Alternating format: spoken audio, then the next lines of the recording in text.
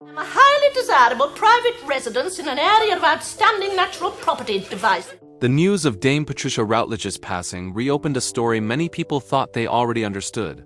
But the truth behind her life was far more layered than the image audiences saw on screen.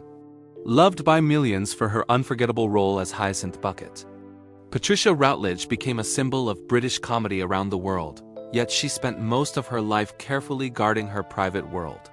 She never married, never had children, and rarely spoke about her personal choices, which only fueled decades of speculation. Now, with her story viewed in full, her decisions finally make sense. Born in 1929 in Birkenhead to a modest working-class family, Patricia grew up far removed from the glamour of show business. Acting was not considered a sensible career, especially for a young woman without money or connections. Still, she showed an early love for language and storytelling. After excelling academically, she studied English at the University of Liverpool, where student drama opened the door to performance. These early years were demanding rather than glamorous, shaping her discipline and precision, qualities that later defined her career. Breaking into professional theater was difficult. With no safety net, she relied on scholarships and persistence before earning a place at the Bristol Old Vic Theatre School. Work came slowly, with long seasons in repertory theater and touring productions. These years were exhausting but invaluable, giving her range across comedy, drama, and musical performance. At a time when the industry was dominated by men and narrow ideas of femininity, she refused to be boxed into limited roles. Her determination paid off through respected stage work, including with the Royal Shakespeare Company. Television followed, even when it was still seen as secondary to theater. Patricia balanced both worlds carefully, never abandoning stage work for fame. Her international breakthrough arrived in 1968 when she won a Tony Award for Darling of the Day, proving her global appeal.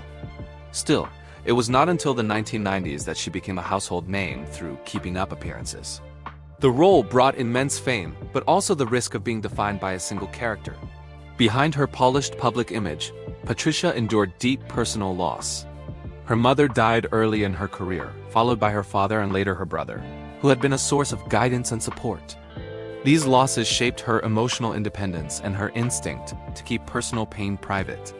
Work became her anchor, and professionalism her shield. As Hyacinth's popularity grew, so did Patricia's concerns. She questioned scripts she felt pushed the character too far, believing comedy worked best when grounded. When the show was still at its peak, she made the shocking decision to leave.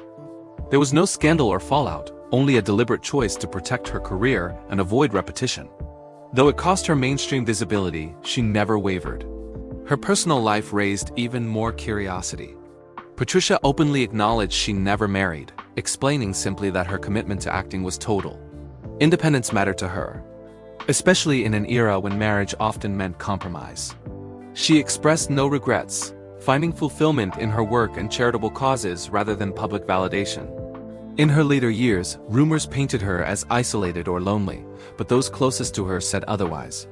Official statements confirmed she passed peacefully, surrounded by love. She had retired quietly by choice, stepping away from cameras but never from her passion for theater. She chose privacy, not disappearance, and dignity over constant exposure.